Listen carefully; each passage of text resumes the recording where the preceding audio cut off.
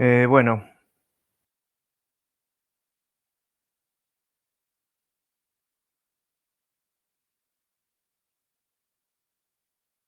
a ver,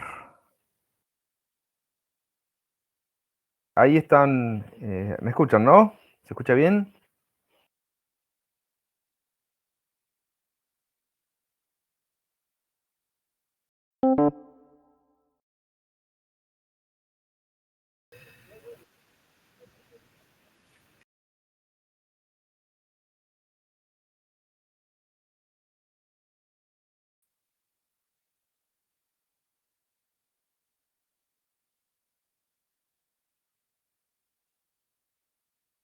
Bien, bueno, eh, vamos a empezar entonces.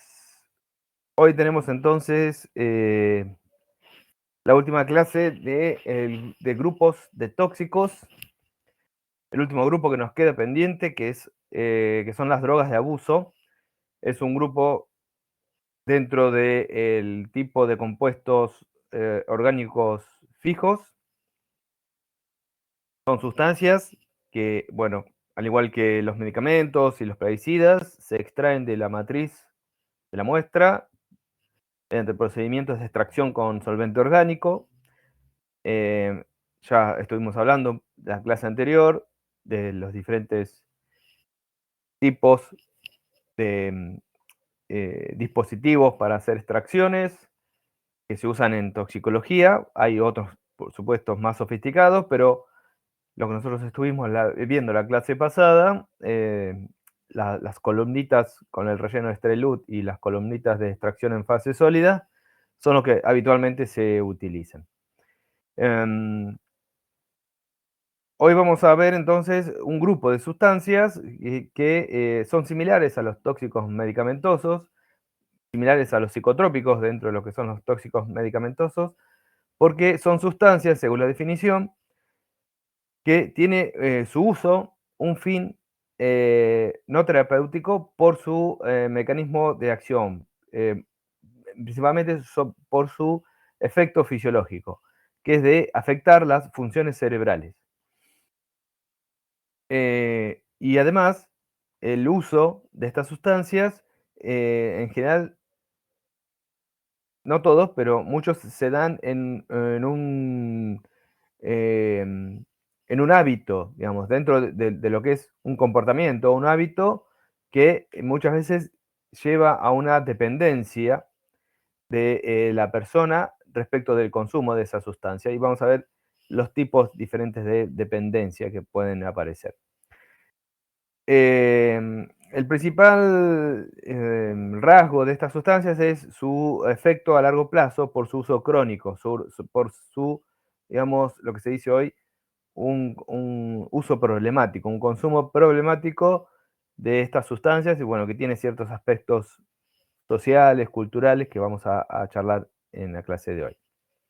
Es decir, ¿por qué hago esta introducción? Porque son sustancias tóxicas, como todas las sustancias que estamos viendo, pero tienen asociado una particularidad y eso hace que eh, las intoxicaciones con estas sustancias se tengan que abordar con otro enfoque. No solamente, si bien muchas situaciones de intoxicaciones con drogas de abuso pueden ser casos esporádicos, casos de una sobredosis aguda, la mayoría de las situaciones se las aborda como una situación de un consumo crónico, de largo plazo. Según la definición de la OMS, de la Organización Mundial de la Salud, tenemos este tipo de sustancias, de las que están dentro de lo que llaman drogas de abuso, diferentes grupos. Muchos de los grupos ya hemos visto, y en función de las características que tiene cada uno de los grupos, algunos ya hemos visto, algunas sustancias que forman parte de estos grupos ya los hemos visto, y otras las vamos a ver en el día de hoy. Por ejemplo, tenemos los opiáceos, donde tenemos el opio, la morfina, heroína, metadona y otros.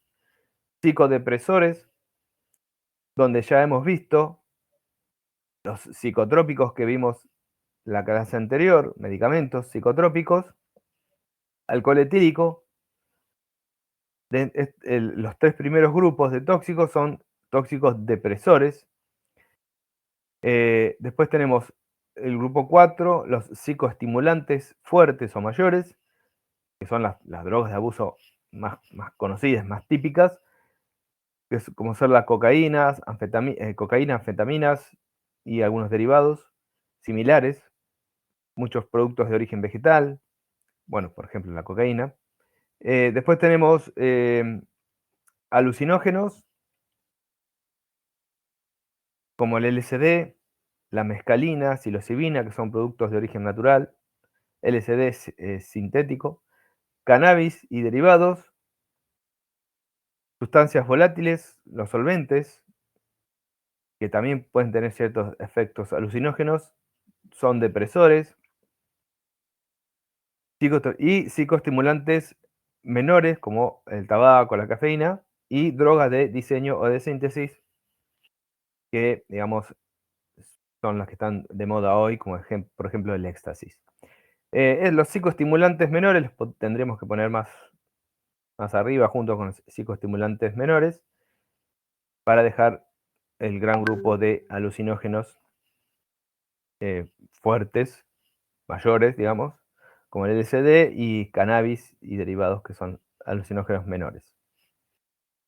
Digamos que esto entonces son los principales grupos de sustancias consideradas como drogas de abuso según la OMS. Después hay, por supuesto, otras, muchas, como son sustancias que alteran la percepción y el estado mental, hay muchas que son de uso cultural milenario, ya desde los orígenes. De hecho, el uso de sustancias tóxicas quizás haya nacido con este tipo de sustancias, con sustancias que alteran la percepción. ¿Y por qué? Bueno, porque hoy en día en algunas tribus se las sigue utilizando como parte de rituales espirituales.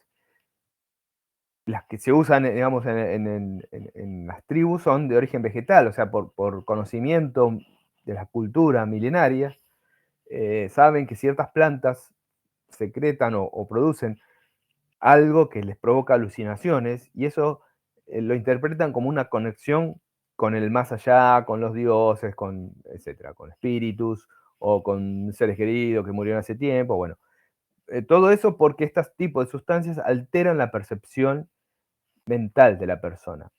Entonces, por eso se las ha utilizado muchas como rituales. Y bueno, con el correr de los años, la cosa fue derivando hasta que, bueno, fueron encontrando nuevas sustancias, después con el tema de la síntesis química, el desarrollo de la química, de la síntesis, bueno, a partir de sustancias naturales se han ido modificando químicamente, y ahí han empezado a aparecer sustancias con otras propiedades, y bueno, son las que hoy conocemos como la mayoría como drogas de abuso. Sin embargo, hay muchas que aún se siguen utilizando tal cual derivan del producto vegetal, por ejemplo, la cocaína, o la morfina, o bueno, la mescalina, psilocibina, la marihuana. Son sustancias que, así como el vegetal las produce, son consumidas. Después de ahí hay otras que son producidas a partir de estas o sintéticas directamente, como las anfetaminas, bueno, ni hablar los medicamentos, bueno, drogas de síntesis. Vamos a seguir hablando a lo largo de la clase. Bueno, como drogas de abuso, yo les comenté que son sustancias que, además de tener un efecto, tiene un mecanismo tóxico, un mecanismo, digamos, por el cual es consumida esa sustancia, además tiene ciertas características que generan en la persona una dependencia a su consumo. Tiene relación también con la tolerancia que va adquiriendo esa persona con el consumo. Es como la habituación, muchas personas, por ejemplo, que consumen alcohol, ya el cuerpo tolera ciertas cantidades de alcohol, entonces para esas personas, a veces para entrar en un estado de embriaguez, deben tomar más. Y sin embargo, por ahí otras personas que nunca toman alcohol, con un poco que toman, ya entran en un estado de embriaguez. Esto se puede asociar a lo que es una tolerancia, que bueno, la tolerancia obedece a muchos factores, entre ellos la capacidad metabólica que tiene la persona y la capacidad de excreción. digamos como que el cuerpo, si todos los días está en contacto con una sustancia química, el cuerpo, su metabolismo se va habituando, entonces los efectos se hacen menos visibles y necesita consumir más. Entonces ahí entramos en una situación de dependencia. O sea, la dependencia muchas veces sobreviene del grado de tolerancia que tiene la persona a esa sustancia. Entonces, ¿qué pasa? Cuando la persona está habituada a consumir una droga, para sentir el efecto debe consumir cada vez más. Entonces aparecen los fenómenos de dependencia y hay dos tipos de fenómenos de dependencia claramente distinguibles, que es la dependencia psíquica y la dependencia física. La dependencia física está más asociado a una cuestión química, a una cuestión bioquímica del cuerpo, con el tema de receptores, el metabolismo, las vías de excreción. Digamos que el cuerpo químicamente se adapta y necesita cada vez más. Entonces, cuando consume la persona, para tener efecto, necesita más. O el cuerpo, si deja de tener esa droga dentro de sí, empiezan a aparecer otros síntomas que están asociados a lo que es el síndrome de abstinencia, que vamos a hablar más adelante. Eso es a lo que se denomina dependencia física. Pero después hay otra dependencia que es más característica de las drogas de abuso.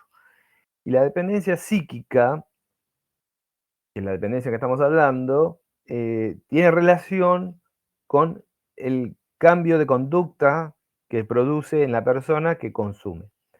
Muchas veces eh, el consumo de una sustancia está asociado a una situación psicológica, psiquiátrica especial, psicosocial de su entorno, de lograr aceptación con sus pares. La persona consume para estar entrar en un estado de conciencia más abierto, más dinámico, más locuaz, más eufórico, de liberarse, digamos, la persona cuando consume se libera de las preocupaciones que lo aquejan, se relaja, entonces se siente mejor. Y eso es un estado psíquico que cuando se pasa el efecto de la droga, sobreviene un bajón. La persona entra en un cuadro de depresión que necesita volver a consumir. Entonces entra en un estado de dependencia psíquica, porque la droga lo lleva a un estado psicológico mucho más placentero, no solamente desde el punto de vista interno e interior, sino en su interacción con su entorno, con sus pares, con sus seres que están en contacto todo el tiempo con la persona, bueno, se siente más aceptado, se anima, se desinhibe. Entonces, bueno, la persona entra en un estado psíquico que lo logra con la droga, con la sustancia. Entonces, a eso se le denomina dependencia psíquica, que no tiene tanto que ver, no tiene que ver con la cuestión física, química, sino tiene que ver con la cuestión psicológica. Entonces, algunas drogas producen solo dependencia psíquica, otras solo dependencia física y otras las dos cosas. El síndrome de abstinencia es un cuadro de síntomas que aparecen cuando se suspenden abruptamente el consumo de la sustancia. Entonces, aparece un montón de síntomas muy desagradables a la persona que entra en un estado de crisis, de pánico, de depresión, que muchas veces es peor que el estado, digamos, de una alta carga de la droga en el cuerpo, una sobredosis. Las sobredosis a veces pueden llevar a la muerte, pero la situación psicológica a la cual entra la persona al interrumpirse abruptamente la droga puede llevar a un estado de depresión tal a la persona, y aparte de otros síntomas físicos muy desagradables, puede.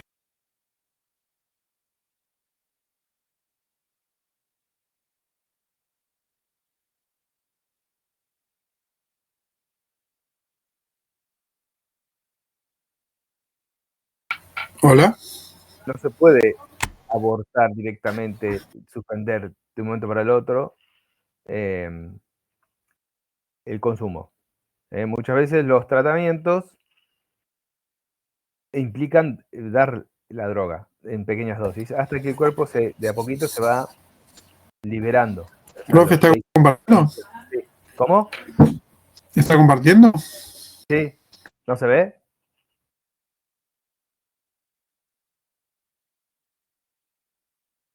A ver, vamos de vuelta.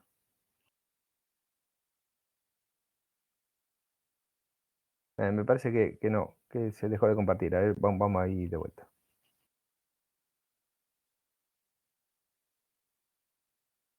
Ahí está. Ahora sí. Bien. Bueno, entonces, había dejado en lo que es síndrome de abstinencia. Todo esto, dependencia, tolerancia, síndrome de abstinencia. Me faltó poner acá lo que es la euforia, que bueno, hay muchas drogas que generan lo que es la euforia, el estado de euforia. Van a ver mucho, van a escuchar mucho de esa sintomatología que produce, de esa sensación que producen algunas drogas. Y esa sensación es una sensación que tiene la persona de bienestar, de que está todo bien, que eso se logra porque las drogas cambian el metabolismo, digamos, de los neurotransmisores a nivel cerebral y hace que esas personas, muchas veces que consumen porque están pasando en situaciones críticas, dejan, digamos, de preocuparse, se liberan de todas esas preocupaciones, de esos dramas que los aquejan, y la persona se siente bien con él mismo, se siente bien con el entorno, y eso es una situación de una felicidad, entre comillas, momentánea. Eso es lo que se llama euforia, es un rasgo característico de lo que producen las drogas de abuso también, muchas drogas de abuso. Bueno, arrancamos entonces con el grupo de opiáceos. Los opiáceos derivan, es un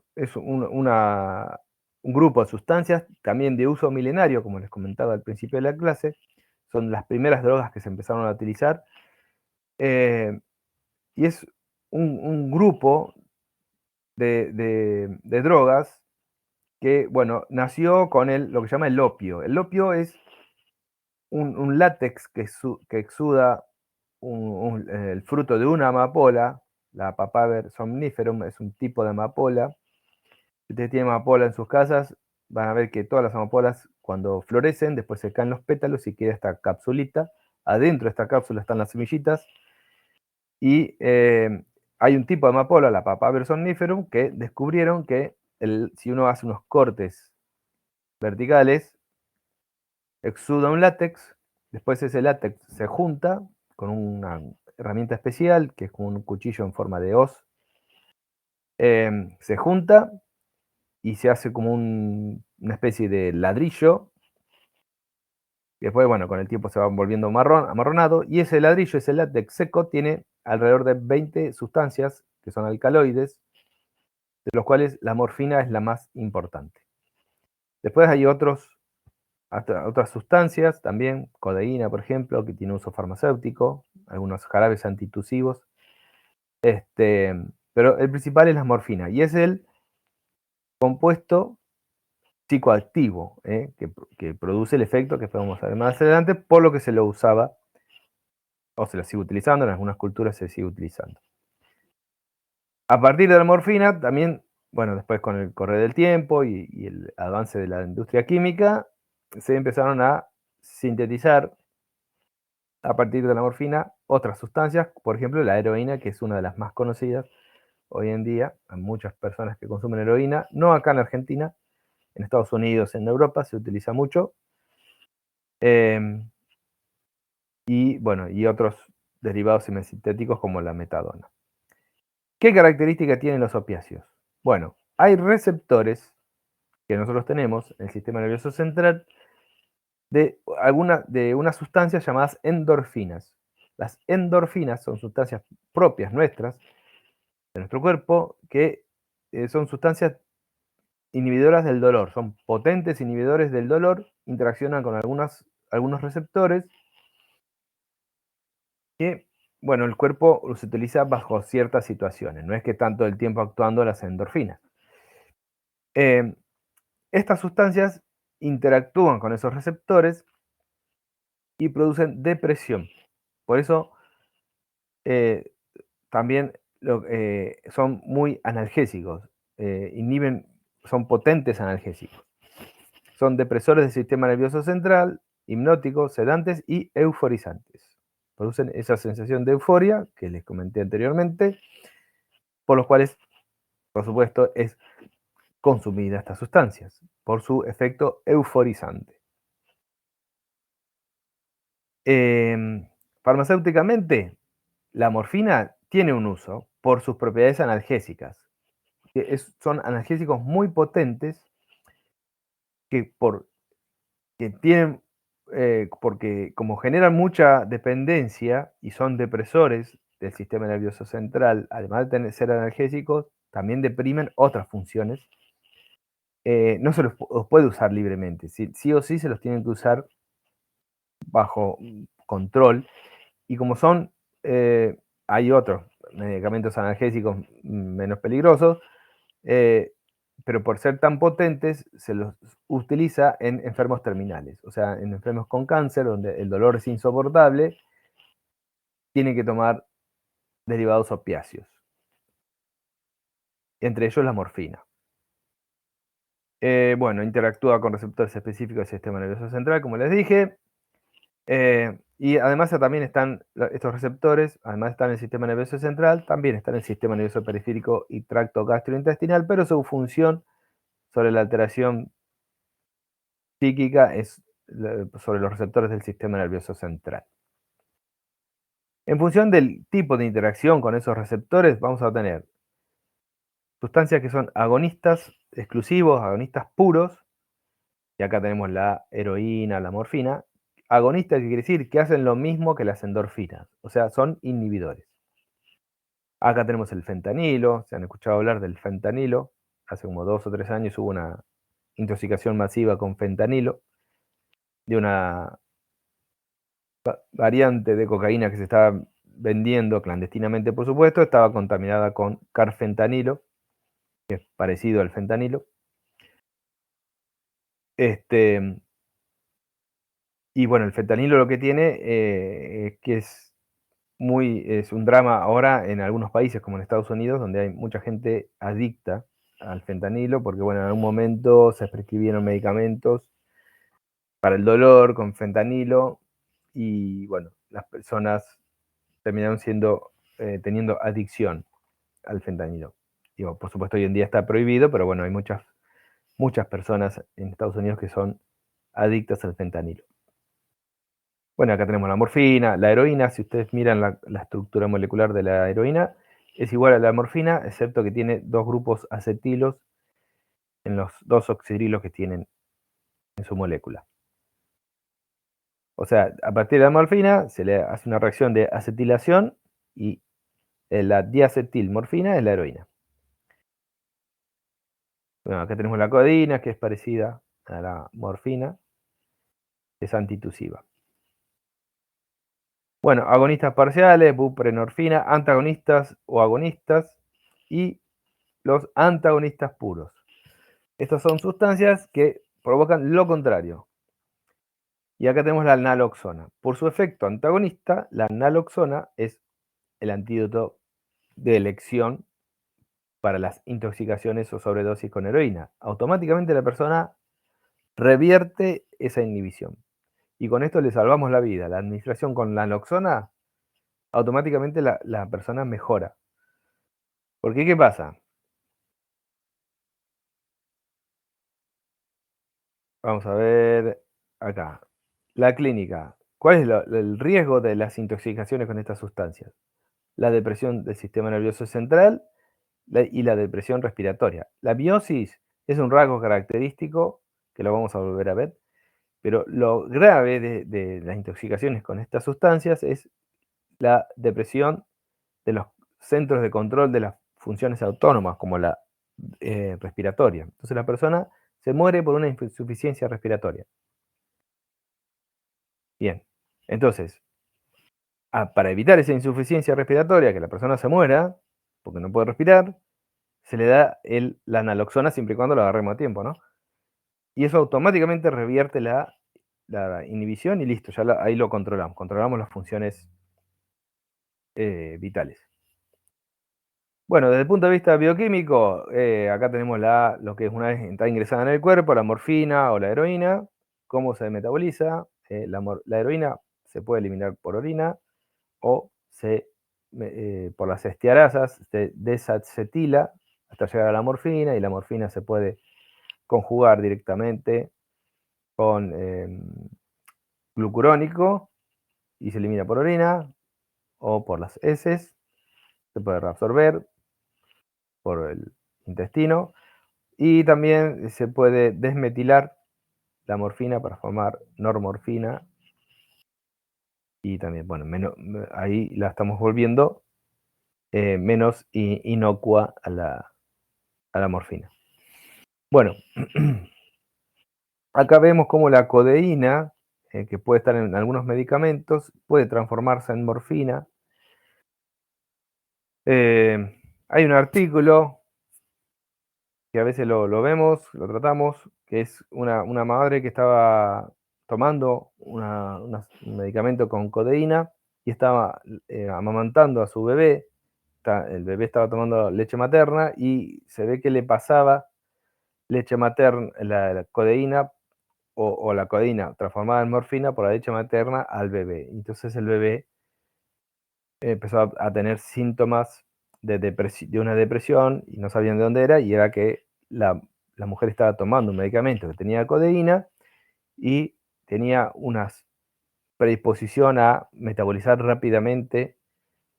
O sea, era una mujer que tenía, digamos, un sistema enzimático que metabolizaba muy eficientemente la codeína para pasar la morfina, y ahí se la pasaba al bebé a través de la leche materna. Por eso es importante conocer todo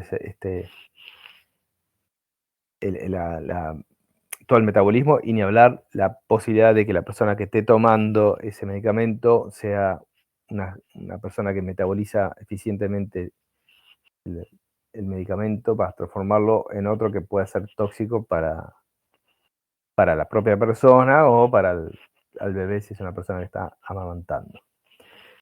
Bueno, ¿cómo se consume los opiáceos? Bueno, el opio, en la cultura donde se consume tal cual, se fuma. Hay, digamos, reuniones, lugares donde se juntan a fumar. Y bueno, lo que produce es una depresión, un adormecimiento. Por eso se le llama adormidera a la planta del opio. Pero acá en Argentina el opio no existe. Acá eso se ve mucho en el Medio Oriente. Y la heroína, que es un derivado de la morfina, sí puede aparecer acá en Argentina poco, pero se pueden ver casos de consumo de heroína, y es consumida intravenosa o esfinada. Es más popular en países europeos o en Estados Unidos el consumo de heroína. Como es de alto costo, por supuesto, también hay un tema con las drogas de abuso, que también hay como una diferenciación según el poder adquisitivo de la persona, las drogas a las cuales puede acceder. La heroína, por supuesto, como es muy costosa, en general consume gente de alto poder adquisitivo. Generan tolerancia, dependencia física y psíquica. Es de las drogas de abuso la que tiene todo. Y las intoxicaciones ocurren por sobredosis. Las personas por ahí se pasan de rosca, se administran mucha cantidad, o por accidentes en lo que llaman las mulas o body packers. Es otra característica de estas sustancias, que primero son de uso prohibido, entonces hay un consumo, una venta ilegal y un transporte entre países ilegal. Y bueno, ¿cómo se transportan estas sustancias para que no sean detectados? Los que transportan estas sustancias las transportan dentro de su cuerpo. Por eso se llaman mulas. Se tragan las cápsulas que tienen las drogas adentro. Tienen que estar, por supuesto, bien cerradas, porque si no, si alguna de esas cápsulas se llega a abrir, se produce una intoxicación. Son los accidentes a los que me refiero, los accidentes en los body packers o mulas. Ahí ocurren las intoxicaciones. O sea, personas individuales que por ahí se pasan de rosca, consumen más de lo que deberían consumir, o por ahí consumen, venían comprando a una persona y de repente cambian de proveedor y le compran a otro que tiene una droga más pura, pero consumen la misma cantidad, entonces ahí puede haber una sobredosis. Bueno, como dijimos, lo que produce es una depresión respiratoria, puede llevar a la muerte rápidamente, depresión del sistema nervioso central, miosis muy fuerte, se le dice miosis puntiforme. Miosis es cuando la pupila achica su diámetro. Es muy característica. De hecho, la miosis puntiforme permanece aún la persona fallecida durante mucho tiempo. Es un rasgo también que se puede ver en las autopsias. Y además, la clínica, además de la clínica propia de la sobredosis, también hay una clínica de lo que es síndrome de abstinencia, que bueno, se caracteriza por un fuerte deseo de consumir, con una sintomatología que va variando según el cuadro, donde se ven signos de ansiedad, debilidad, lagrimeo, rinorrea, cialorrea, irritabilidad, estornudo, hipersudoración, intranquilidad, insomnio, escalofríos, aumento de la temperatura corporal, hipertensión arterial, taquicardia, palidez, o sea, son todos síntomas que un poco inespecíficos, pero que sobrevienen debido a que de repente la persona interrumpió el suministro de esa droga. Lo peligroso de este cuadro de síndrome de abstinencia es que la persona puede estar en un cuadro de ansiedad y depresión que la puede llevar a tomar decisiones drásticas, como puede ser la tendencia al suicidio. Entonces, ¿cuál es la gravedad del consumo de estas sustancias? La depresión respiratoria de las funciones vitales que puede provocar por su efecto depresor sobre el sistema nervioso central. Algo muy característico que tienen que tener en cuenta, que en nuestra sociedad, en el lugar donde ustedes van a estar trabajando, es muy raro ver sobredosis o intoxicados con estas sustancias. Lo que es cierto, hay que ser sincero, sin ánimo de discriminar, pero lo cierto es que las personas que pueden llegar a una sobredosis por heroína son personas de alto poder adquisitivo o personal sanitario, por ejemplo, anestesiólogos que tienen acceso a la morfina. Suele suceder que hay casos de personas que tienen un consumo problemático de la morfina porque son personal sanitario, tienen acceso a las ampollas de morfina y bueno, se vuelven adictos al consumo de morfina. Bueno, entonces eso es un grupo de sustancias que son depresoras de lo que es las drogas de abuso. Otro grupo de sustancias que vimos que eran depresoras son los psicotrópicos que vimos en la clase pasada. Dentro de los psicotrópicos, los hipnóticos sedantes, que son las benzodiazepinas y los barbitúricos. Y el otro depresor que vimos es el alcohol y solventes, que es depresor del sistema nervioso central. Y en realidad los alcoholes, porque el etilenglicol también son depresores, el metanol, pero bueno, el etilenglicol y el metanol, su mecanismo de acción principal es por los ácidos que generan acción tóxica, pero son depresores. El alcohol es depresor y es el principal efecto agudo que presenta. No presenta una acidosis como los otros dos alcoholes o el grupo de alcoholes, pero el depresor, estrictamente hablando, y aparte como, si lo consideramos como droga de abuso, es el alcohol depresor. Los otros no llegan a utilizarse como droga de abuso, el metanol y el etilenglicol, porque empiezan a aparecer otros síntomas producto de la acidez metabólica muy desagradables que la persona no llega a consumirlos como una droga de abuso, a pesar de que los glicoles tienen un sabor dulzón. Si es por el sabor, podrían consumirse más que el alcohol, pero tienen eso, que generan ácidos que generan un cuadro muy desagradable y la persona no va a consumir nunca etilenglicol. Bueno, pasamos ahora entonces a los estimulantes. Y la reina del grupo de estimulantes de las drogas de abuso es la cocaína. La cocaína es quizás la droga más utilizada desde que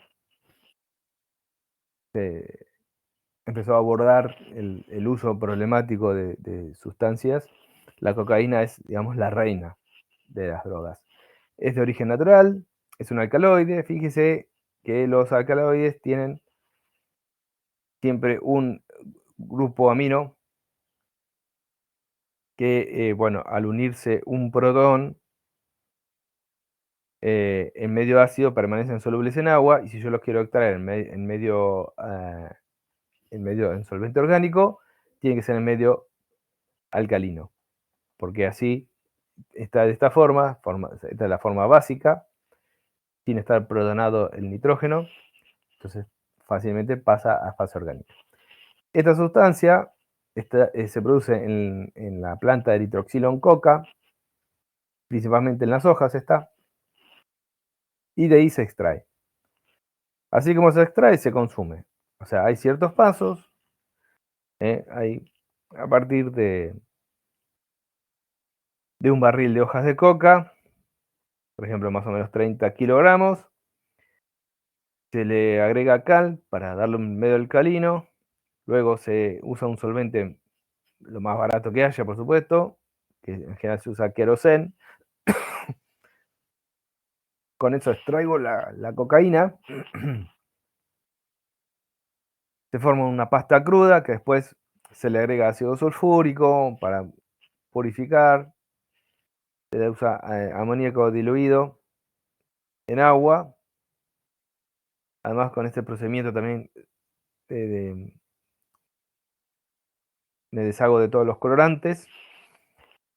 Y luego se forma un ladrillo de pasta base, que es la cocaína, que bueno, luego se agrega, se diluye en acetona, se agrega ácido clorhídrico y eso se filtra y queda un polvo, que es la cocaína, el clorhidrato de cocaína, que es la forma más consumida, el clorhidrato de cocaína puro. Esto después, por supuesto, se rebaja. Cuando sale a la venta, se rebaja con un montón de sustancias similares, de aspecto similar al polvo de coca, de clorhidrato de cocaína, para abaratar los costos, por supuesto, para sacar mayor provecho económico. Bueno, lo que queda, bueno, fíjese que más o menos el rendimiento es 100 gramos cada 30 kilogramos de hoja de coca, y luego de la última purificación que se hace para obtener el clorhidrato de cocaína, el residuo que queda, que es una pasta que tiene un montón de porquerías, eso es lo que constituye el paco, más conocido, no es la pasta de cocaína, no la pasta base esta que estamos mostrando acá, que es la forma más pura, sino la última, el último resabio que queda, luego de la última purificación, que bueno, tiene un montón de sustancias adicionales y solventes. Bueno, esa pasta que le queda algo de cocaína, un poquito, bueno, eso es lo que se consume como paco. Que además de tener el efecto tóxico de los residuos que quedan de cocaína, tiene los efectos tóxicos de las otras sustancias que acompañan, solventes sobre todo, y eso es lo que más daño hace a los chicos que consumen paco. No les queda otra a esos chicos que entran, digamos, en una situación de consumo problemático, si quieren consumir cocaína, que lo hagan a través del paco. ¿Por qué? Porque es más barato, por supuesto. Por eso, desde el punto de vista, digamos, del consumo, también hay que tener en cuenta el poder adquisitivo de las personas. Y además, donde vamos a ver, por ejemplo, en barrios más carenciados, lo que se va a ver más es consumo de paco y no tanto el consumo de cocaína, consumo de paco, alcohol, marihuana. Bueno, acá tenemos la cocaína y cómo se metaboliza. ¿eh? por diferentes enzimas estearasas, se puede formar el éster metileconina, donde se eliminó este benzoilo, norcocaína, benzoilecoína, econina. Estos son todos metabolitos que uno los puede ver principalmente en una muestra de orina. Si uno toma una muestra de sangre, puede pescar cocaína, pero los metabolitos en general se ven en las muestras de orina. Si la cocaína, además de consumir cocaína, consume alcohol, dentro del cuerpo se puede formar el cocaetileno, que es ni más ni menos que intercambiar este metilo por un grupo etilo. Este cocaetileno es más liposoluble y llega más fácilmente al cerebro, por eso la coca surte un efecto más rápido cuando es consumida con alcohol. Y hay otra vía, que es una vía oxidativa, que bueno, pues tiene un efecto, o sea, un producto final es nitróxido de norcocaína, que bueno, tiene un efecto hepatotóxico adicional. Pero nosotros nos enfocamos más sobre el efecto de la cocaína en el sistema nervioso central. ¿Cómo se consume? Bueno, principalmente, lo más conocido, es finado, o sea, el aspirado por la nariz del clorhidrato de cocaína.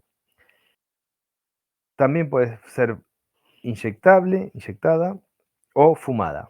La cocaína base o pasta base, también hay boquillas, pipas especiales, donde se pone un pedacito de cocaína, se prende, se calienta la pipa, que es también es con la cual se consume el éxtasis.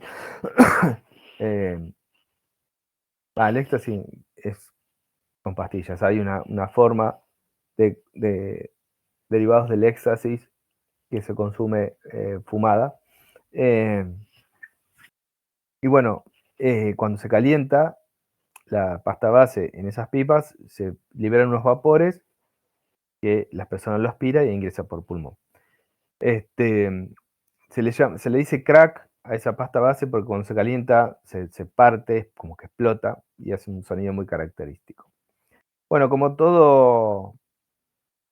em, como todo alcaloide, tiene un sabor amargo. Profe, Sí, mil disculpas. Daphne está tratando de entrar. Dice que le salió un cartel que ha sido eliminado de la conferencia. a ver, uy.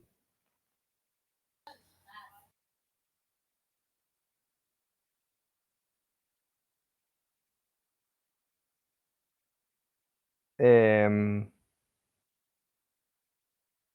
y yo no eliminé a nadie, pero que vuelva a intentar porque no me aparece para aceptarla.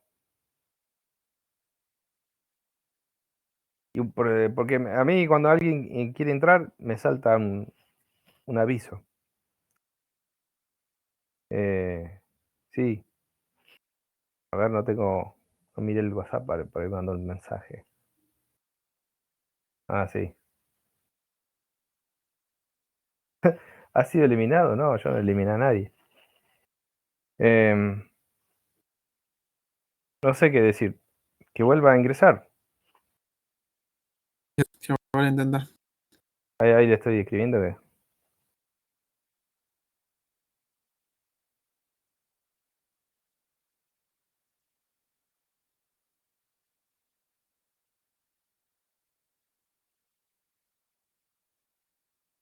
em, sí, qué raro. Porque cuando alguien está intentando entrar, yo me salta ahí un aviso y enseguida le doy el permiso. Bueno, a ver, vamos a dejar de compartir y vamos a compartir de vuelta.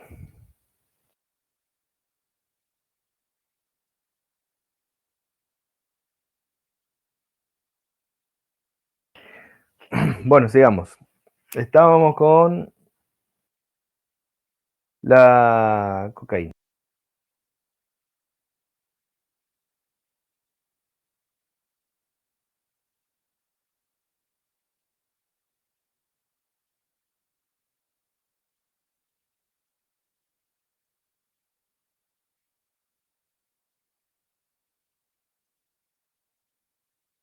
Ah, no.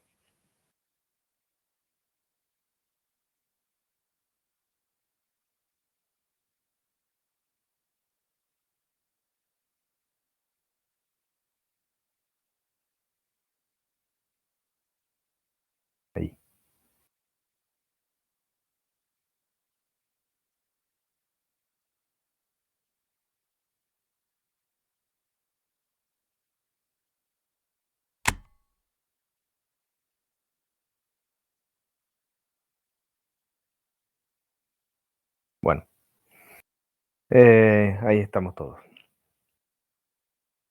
Bueno, estábamos con la cocaína. Decíamos que, bueno, la cocaína, la base es de sabor amargo, bueno, el clorhidrato también.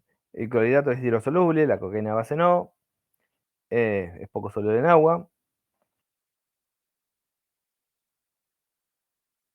Y bueno, como todo alcaloide viene de álcali. O sea, son sustancias que se extraen con solvente orgánico en medio alcalino, por eso el nombre de alcaloide. Bueno, ¿qué es lo que hace la cocaína?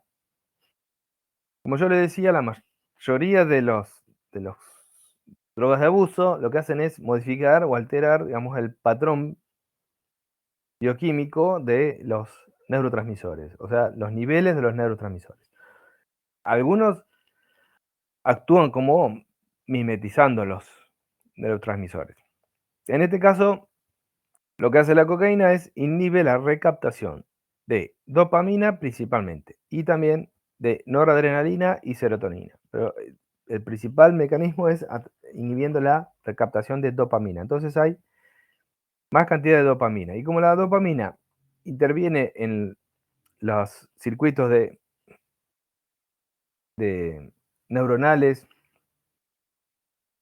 de autosatisfacción, o sea, afectan el comportamiento y la autopercepción. Entonces, la cocaína actúa sobre estos circuitos, digamos, psíquicos. Por eso la persona siente esa sensación euforizante, debido a tener mayor cantidad de dopamina. Y además bloquea la iniciación y conducción del impulso nervioso porque, bueno, afecta la permeabilidad de la membrana de los iones sodio. Este efecto es un efecto anestésico local. De hecho, la cocaína empezó utilizándose como un anestésico local, tipo como la lidocaína. Pero bueno, después se vio que tenía estos efectos como una droga de abuso y se dejó de usar como un anestésico local y bueno, está prohibido. De hecho, la cocaína también se consume en las hojas de coca. Las hojas de coca, por su contenido, en el norte, en muchas culturas, se la utiliza mucho. Lo que pasa es que es mínima la cantidad de cocaína que tiene la hoja de coca, pero si alguna vez alguno consumió, la forma de consumo es, se agarra un montoncito de hojas de coca y se las pone en el cachete, adentro. Y eso lo que se utiliza mucho en el norte porque ayuda a soportar las alturas. Sobre todo a las personas, los que son visitantes, los que son turistas, que no están acostumbrados por ahí, si tienen que ir a la altura, se les sugiere mascar coca. De hecho, te la venden junto con bicarbonato, porque el bicarbonato aumenta o sea, da un entorno de pH alcalino y eso aumenta la absorción. Y bueno, eso ayuda no solamente a mantenerse más despierto, sino también evita la saciedad, o sea, da saciedad, da menos sensación de hambre. Entonces eso a las personas que viven ahí, que por ahí tienen que trabajar largas jornadas, también las ayuda a soportar tiempos largos trabajando a altura, bajo rayo del sol. Es como que da mayor, digamos, aguante o resistencia a condiciones climáticas adversas. Pero el consumo de hoja de coca no hace nada de lo que hace, digamos, el consumo de cocaína como una droga de abuso. Es otro, otro uso, otros síntomas que provoca, otros efectos. Pero sí lo que se ve, se siente, yo lo he consumido cuando he ido al norte, se siente el efecto anestésico local, porque da un adormecimiento, digamos, en el cachete donde está donde uno se pone las hojas de coca, se siente. Bueno, digamos. Bueno, ¿qué clínica se ve en una intoxicación o una sobredosis de una em, de cocaína. Bueno, en principio lo que produce la cocaína es una sensación gratificante, lo que les dije anteriormente, ¿no? Proporciona locuacidad, elimina sensación de cansancio y sueño, aumenta la agudeza mental, aumenta la actividad, la comunicación, la seguridad en sí mismo. Bueno, esto todo por lo que se lo consume. O sea, la persona llega a un estado psíquico por consumo de la coca, que bueno, le produce todas estas sensaciones gratificantes, además de eliminar el cansancio y el sueño. Pero esos efectos duran poco, entre 5 minutos y 2 horas. Después la persona cae en un pozo, lo que se llama el crash. Entonces necesita volver a consumir. Para los que son adictos. Para los que consumen hoja de coca, no. Eso, el consumo de hoja de coca no genera adicción, porque es muy poca la cantidad de cocaína que tienen las hojas. Y los órganos principalmente afectados cuando hay sobredosis, bueno, por supuesto el cerebro, porque es ahí donde actúa, pero lo más grave es el corazón. Y sobre todo a largo plazo, por consumo crónico, como es una droga simpático-mimética, o sea, también se comporta como adrenalina, no adrenalina. Entonces, el órgano principalmente afectado es el corazón. Las personas que consumen de forma habitual, ante una sobredosis, se mueren por una falla cardíaca.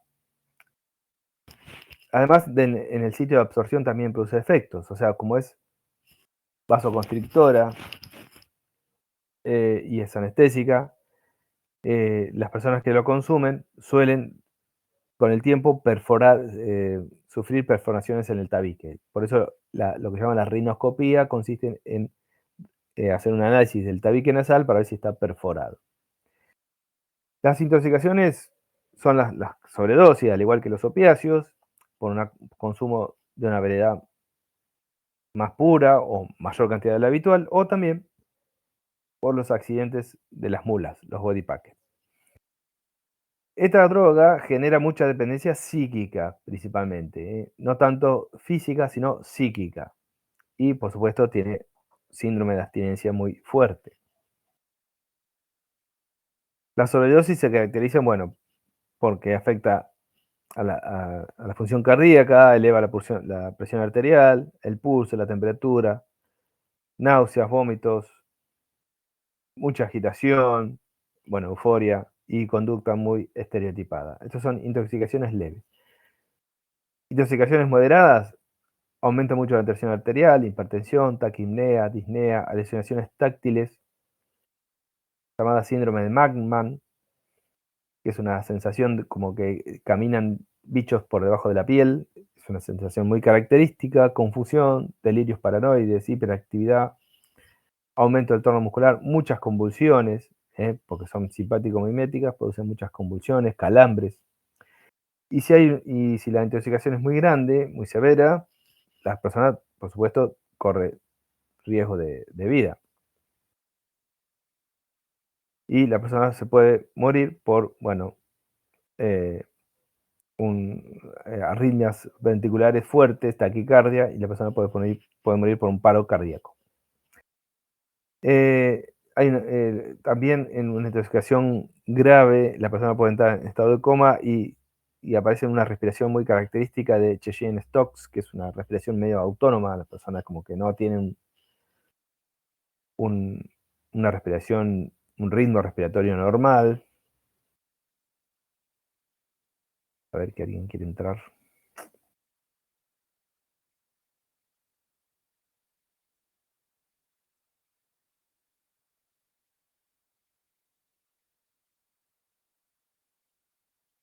Em,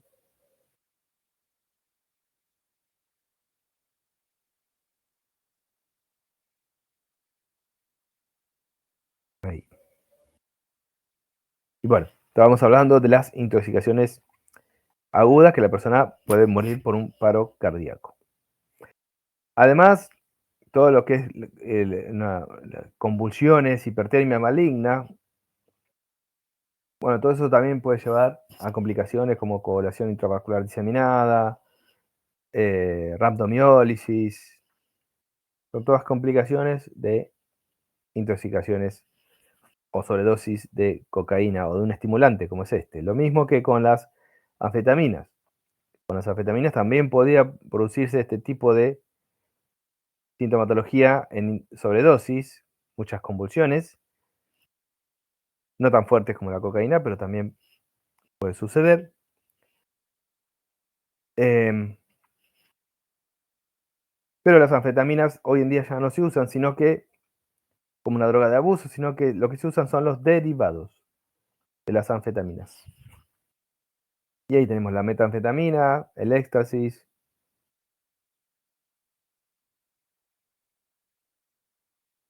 Y bueno, el éxtasis lo que hace es un efecto alucinógeno. Pero vamos, antes de pasar a alucinógenos, vamos solamente a repasar, pero esto ya lo vimos en la clase pasada, todo lo que producen las anfetaminas, ¿no? Que son estimulantes muy parecidos a la cocaína,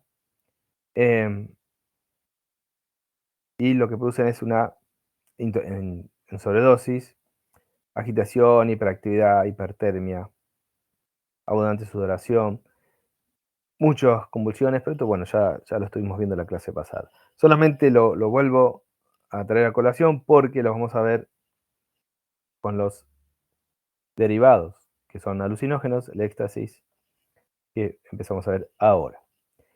Entonces, vimos depresores, los opiáceos. Tenemos la morfina, heroína.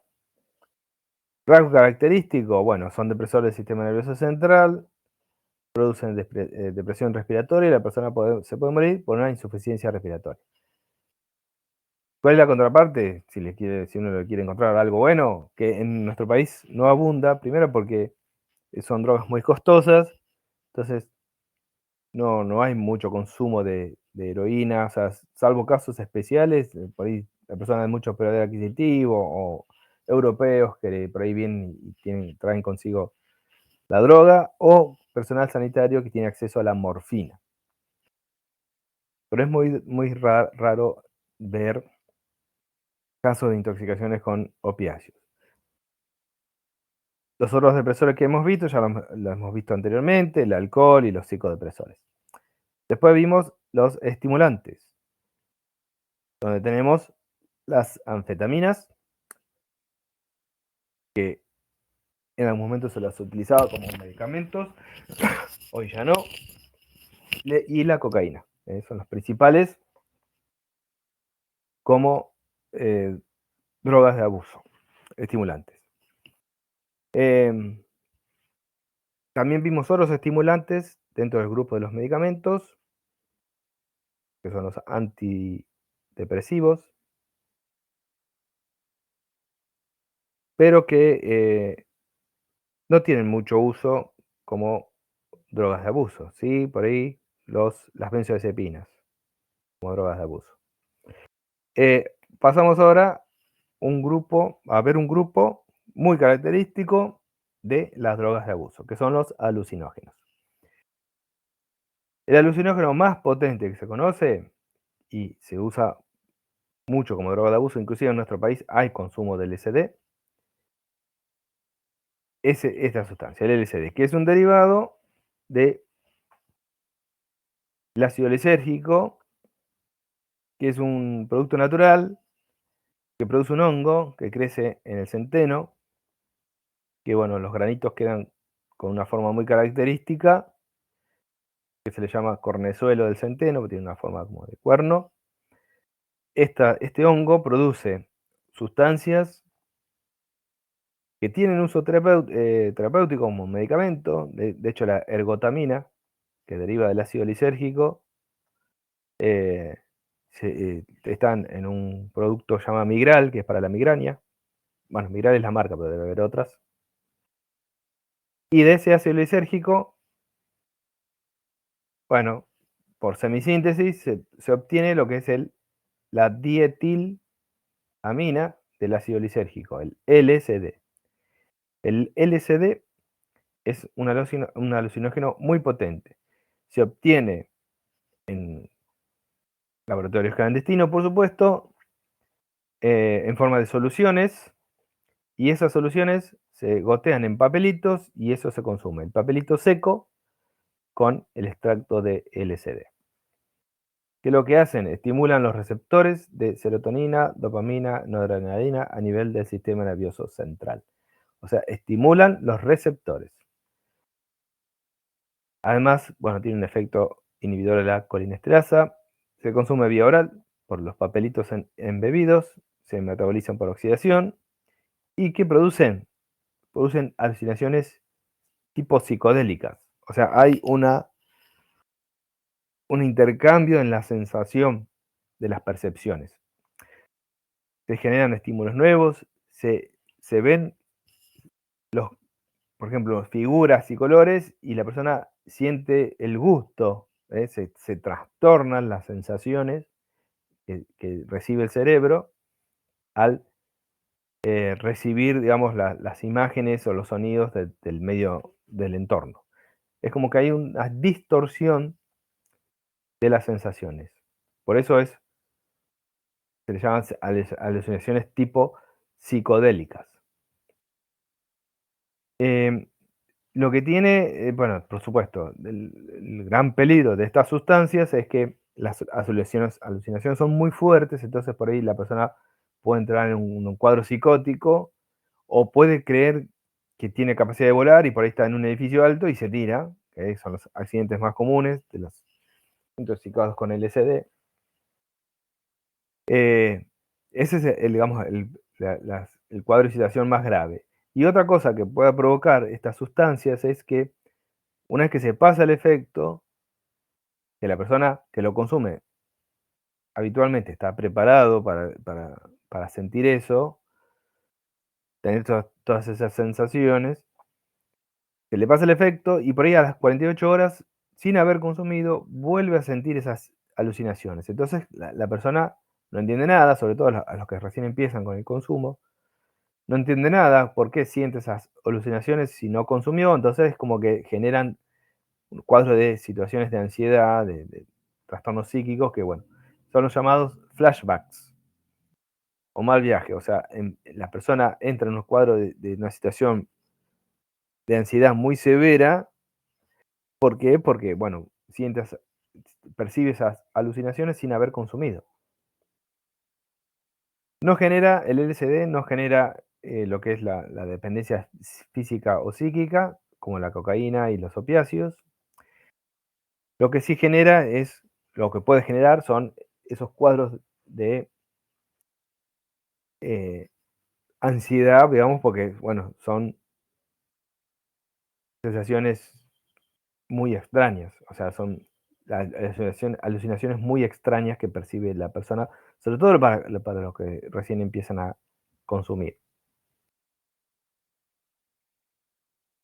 Es muy utilizado en el ambiente artístico para lograr un estado creativo, para, no sé, lograr cierta inspiración, ¿no? El consumo de estas sustancias y de otras que son también alucinógenas.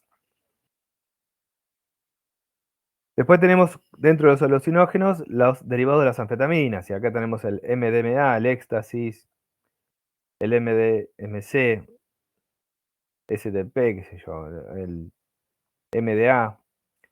Son sustancias que se obtienen a partir de derivados de las anfetaminas en laboratorios clandestinos y se las comercializa como merchandising en píldoras muy característicos con logos de historietas, de cómics, etc. Por supuesto, todo clandestino. ¿Qué sucede? ¿Cuál es el problema del consumo de estos alucinógenos?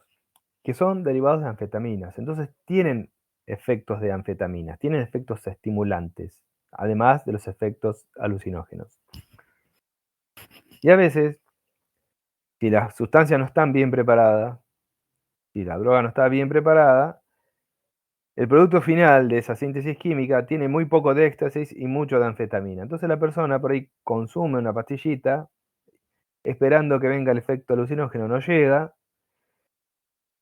sí, por ahí siente un efecto estimulante, pero bueno, en general como se consumen en las fiestas, la persona está bailando, disfrutando, no sé qué, bueno, entonces, como no llega el efecto alucinógeno que busca, vuelve a consumir otra pastilla.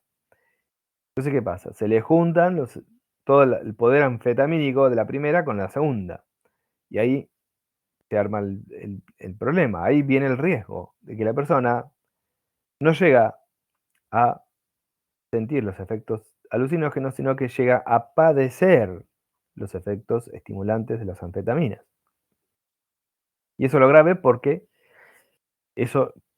la persona corre peligro de muerte por los efectos de las anfetaminas.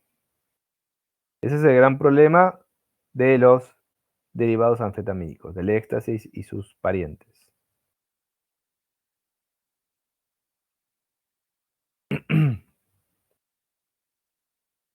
Bueno, a ver.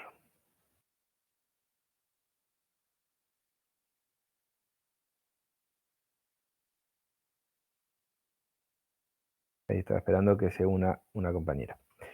Bueno, entonces, para finalizar con los alucinógenos más potentes, el LSD es principal y después tenemos los derivados de las anfetaminas, pero el mayor problema no es el efecto alucinógeno que tienen el éxtasis y sus hermanos, sino el poder estimulante residual que tienen por ser derivados de las anfetaminas. Después tenemos el grupo de los cannabinoles, que también son alucinógenos menores, son una mezcla de alucinógenos y sedantes, y que son un grupo de compuestos presentes en una planta, que es ya recontra conocida por todos, que es la cannabis. Tienes una planta muy característica que tiene unas hojas con borde cerrado, de forma de estrella, y en esas hojas y en las flores hay unas glándulas, unos pelos con forma de glándulas, después hay otros pelos que se les llaman tricomas, que no tienen la sustancia activa. Las glándulas tienen almacenadas sustancias que son psicoactivas, y bueno, por lo que se lo consume. Después tienen otros pelos, estos son, digamos, estructuras microscópicas que nos ayudan a poder identificar si son hojas de marihuana o no. Por ahí, cuando hay un decomiso y de ladrillos de marihuana, por ahí a simple vista no se puede identificar estos bordes aserrados, esta forma de hoja característica. Entonces, a veces se le hacen análisis químico y también se le puede hacer análisis microscópico buscando estas estructuras características de las hojas de marihuana. Es una planta que es una herbácea. No tiene el tallo leñoso por ahí como árbol, es como un arbusto. Y lo que se consume, donde están principalmente los principios activos, son en las hojas. La forma más común de consumo, la más económica, más barata, es la planta entera, o no la planta entera, sino la mezcla de hojas y flores secas, junto con, bueno, tallos, de raíces no, por supuesto, tallos, semillas, todo empaquetado, y esto se conoce como ladrillo. Esto tiene alrededor de un 0,5% del principio activo que después vamos a ver, que es el tetrahidrocannabinol. Después tenemos, esta es la principal que se consume en nuestro país, en Latinoamérica diría yo, y su forma principal de consumo, todo el mundo sabe, es que se fuma, como el tabaco. Hay otras formas de consumo por vía oral, pero la más principal es fumada. Después, en otras culturas, hay otras variantes, como el kiff, que es una forma más concentrada, es flores y hojas, y bueno, tiene un aspecto más pulverulento y finamente dividida. Es como la yerba que cuando te venden yerba despalada es más polvo que otra cosa. Bueno, el kiff es esa variante y bueno, tienen por supuesto más cantidad de THC, se usa en otras latitudes. Lo mismo que el hashish, que es la resina de esa planta, o el aceite de hashish. El hashish es la resina, lo que está dentro de estas glándulas, de estos pelos glandulares. Es una mezcla que bueno, se puede extraer el aceite de hashish y eso es lo que más cantidad de tetrahidrocannabinol tiene. Pero en nuestro país lo que se consume es la marihuana. Bueno, y acá tenemos el protagonista, el THC, tetrahidrocannabinol, que es el responsable, el principio activo. Después tenemos cannabidiol, otros derivados, cannabigerol, que tienen otros efectos, pero el THC es el principal. Como agente psicoactivo. Después los otros también tienen otros efectos terapéuticos. De hecho, hay un consumo terapéutico del aceite de cannabis. En algunos ya están aprobados, en algunos países ya está aprobado. Acá, no sé, creo que ya está aprobado acá el uso medicinal.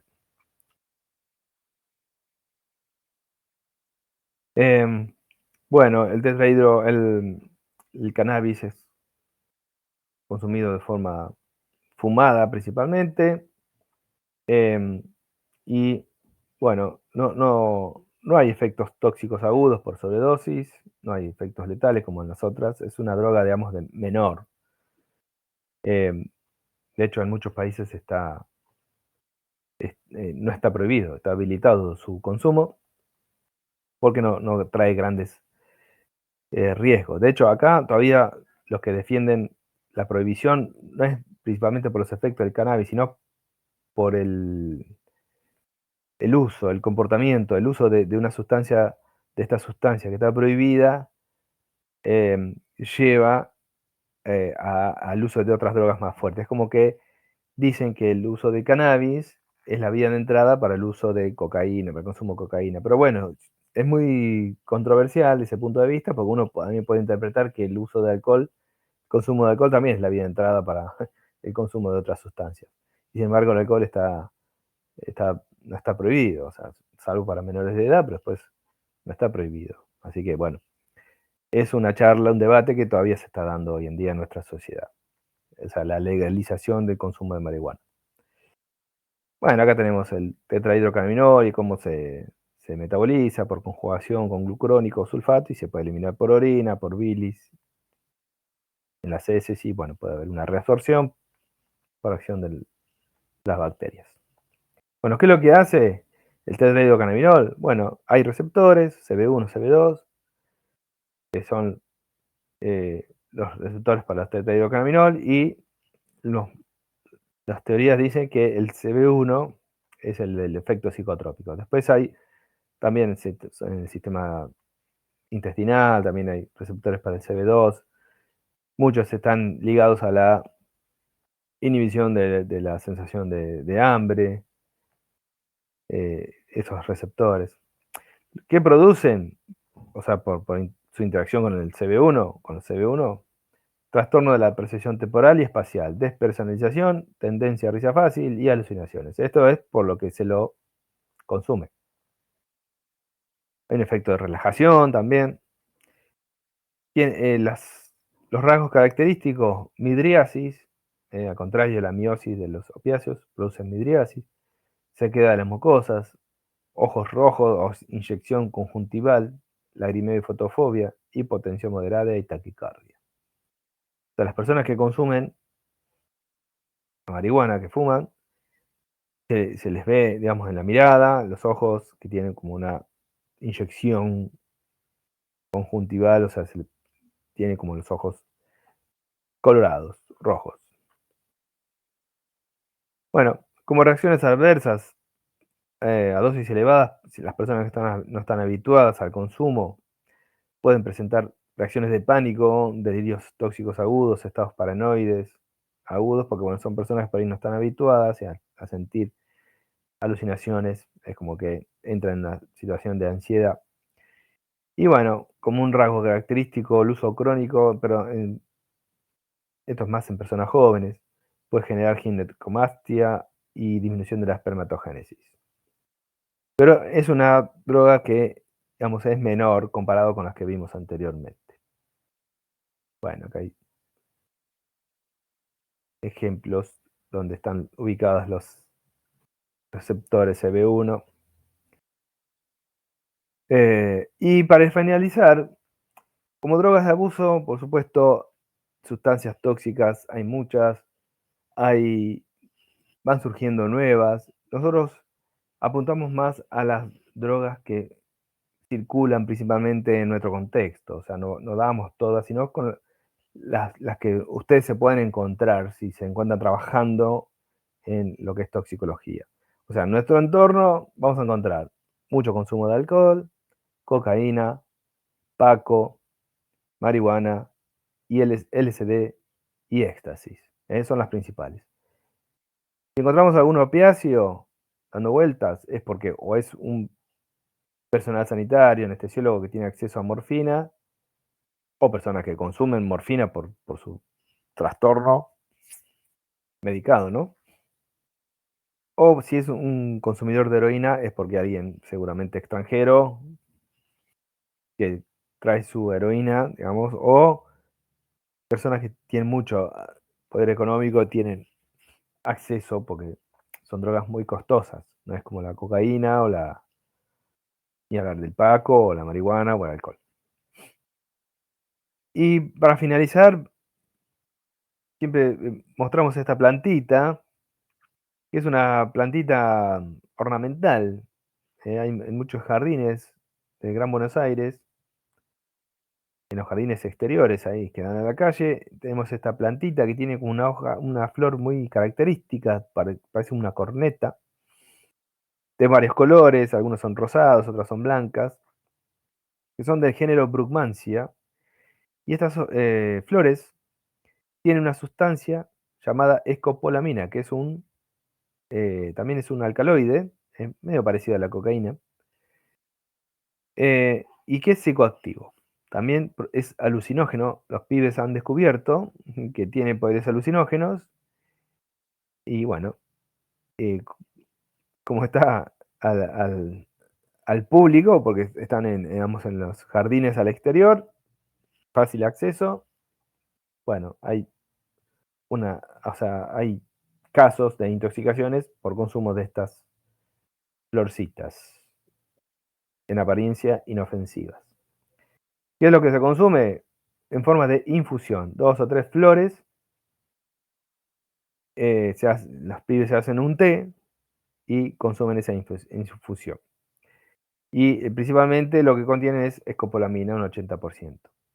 Tiene propiedades alucinógenas, pero también tienen otros efectos anticolinérgicos, por lo que producen disminución de la secreción glandular, se quedan las mucosas, dificultad para deglutir, midriasis, taquicardia, y puede producir arritmias, hipertensión e hipertermia. Estas arritmias pueden ser peligrosas y puede llevar a casos mortales por intoxicaciones. ¿Por qué puede llevar a casos mortales? Bueno, porque ¿qué pasa? Es un producto de una planta y la planta no siempre produce la misma cantidad de estas sustancias.